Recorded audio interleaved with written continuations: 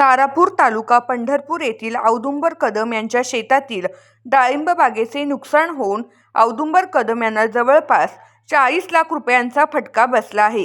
तलाठी डोरले यांच्या या कारभारामुळे औदुंबर कदम यांचे मोठे आर्थिक नुकसान झाले आहे। तलाठी डोरले यांच्या या चुकीच्या कारभाराच्या विरोधात त्यांच्यावर कारवाई होण्यासाठी कदम यांनी आंदोलनाचे हत्यार उगारत 6 वेळा उपोषण केले, तरीही डोरले यांच्यावर ठोस कारवाई झाली नाही। शासनाच्या कारभाराला कंटाळून व तलाठी डोरल्यांना बडतर्फ करण्यासाठी स्वतंत्र भारताच्या प्रजासत्ताक दिनी जिल्हा परिषदेच्या पूनम गेटवर औदुंबर कदम यांनी आत्मदहन करण्याचा इशारा केला होता। शासनाने आत्मदहनाला परवानगी नाकारल्याने औदुंबर कदम हे प्रजासत्ताक दिनीस पूनम गेटवर उपोषणाला बसल्याचे दिसत आहे। आज तुम्ही आत्मदहनाचा इशारा दिला होता, तर काय प्रशासनानं काय भूमिका घेतली? आता काय प्रशासन काय भूमिका घेतली? मी तर बोर्ड लावून बसले आता।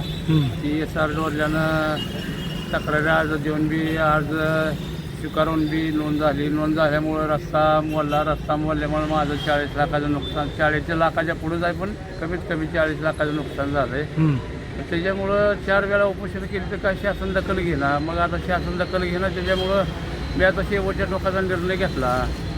मग आता त्याला एक जर बळतर्फी तर करा, नसेल तर मग आम्हाला जर आपलं परवानगी द्या। आज तुम्ही इथं आल्यानंतर या पूनम गेटवर प्रशासनाचे कोण अधिकारी काय पोलीस कर्मचारी आले होते का? होय, पोलीस डिपार्टमेंट आली होती सगळी, जे आमच्याशी निगडीत नाही म्हणते, ती कलेक्टर ऑफिसला निगडीत आहे तुमचं काम। हां, मग ह्या पुढची भूमिका काय असणार आहे तुमची?